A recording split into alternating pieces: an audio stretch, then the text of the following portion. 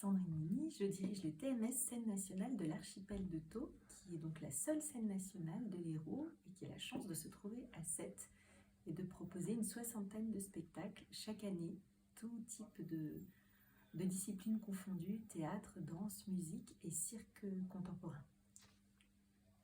Évidemment, la question du texte au théâtre est majeure et dans les prochains jours, on a la chance d'accueillir Irène Jacob, la grande comédienne, qui sera accompagnée au plateau de Kerenan et qui vont travailler à une œuvre commune entre texte poétique et musique composée par Keren.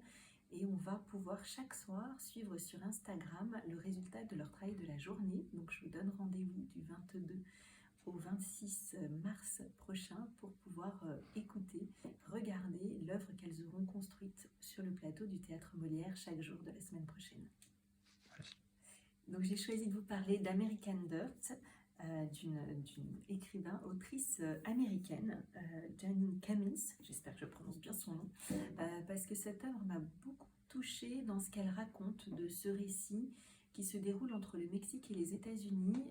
Lydia est une libraire qui vit à Acapulco et elle va se retrouver de façon assez singulière, prise dans une histoire redoutable des cartels de la drogue, et elle va devoir fuir avec son jeune fils Lucas, puisque toute leur famille a été décimée quasiment sous leurs yeux, pour échapper à ces cartels. Et là commence un grand voyage où l'on découvre vraiment de l'intérieur le destin de ces milliers de Sud-Américains qui prennent la route chaque année pour fuir la misère ou éventuellement, comme cette même héroïne, les menaces des cartels.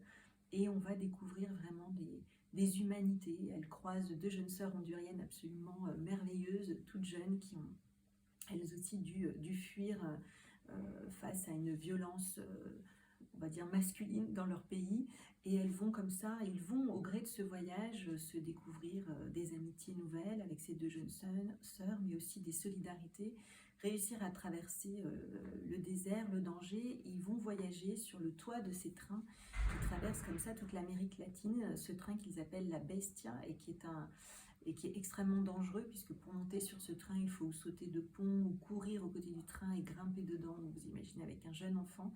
Et c'est tout cela que nous raconte l'autrice. C'est absolument fabuleux parce que on comprend aussi que de ces milliers d'immigrés, il y a évidemment des histoires de grande pauvreté, mais aussi souvent des gens qui ont dû tout quitter du jour au lendemain, qui étaient des gens très installés, avec un métier, avec des familles, avec toute une vie tracée, et qui ont dû fuir une violence et qui n'ont d'autre choix que de prendre le chemin de l'exil.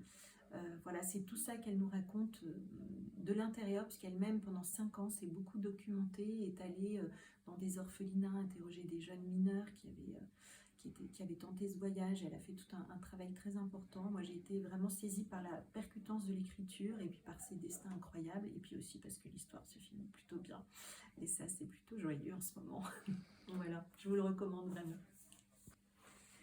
Donc, comme vous le savez, nous sommes toujours fermés à ce jour, et depuis maintenant une grosse dizaine de jours, un mouvement national prend de l'ampleur où plusieurs étudiants, d'ailleurs c'est intéressant de noter que ce sont majoritairement des jeunes, nos jeunes, qui occupent nos maisons, parce que c'est aussi une façon pour eux, je crois, de clamer aussi toute leur détresse face à la perte de sens, face au manque de repères et au manque de perspectives qu'on leur offre aujourd'hui. Et moi, je suis plutôt très heureuse que ce soit cette génération, cette nouvelle génération qui s'empare des lieux, qui souhaite les occuper et qui disent à travers cela quelque chose de leur état et de leur conscience de l'état du monde, et que ce monde où on ne peut plus rien partager autre qu'une forme de consommation, finalement, ne leur convient pas. Donc moi, je trouve que cette occupation, elle est relativement salutaire, on en a besoin. Elle permet aussi, depuis quelques jours, d'attirer l'attention des pouvoirs publics sur le fait que maintenant, nous avons plus de 60 théâtres occupés en France,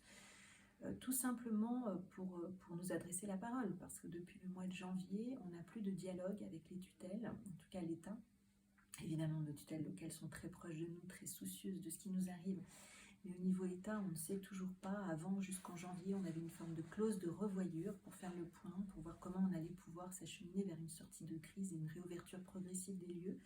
Ce dialogue-là, il s'est interrompu brutalement en janvier, et cette mobilisation générale n'a d'autre but que de dire recommençons un dialogue et écoutez-nous. On a des solutions à vous proposer pour ouvrir nos lieux en toute sécurité et remettre du sens au sein de cette société.